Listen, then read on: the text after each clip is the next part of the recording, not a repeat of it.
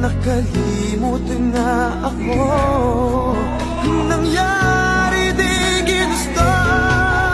Ako pa ba'y kayang yakapin ang init ng halik sa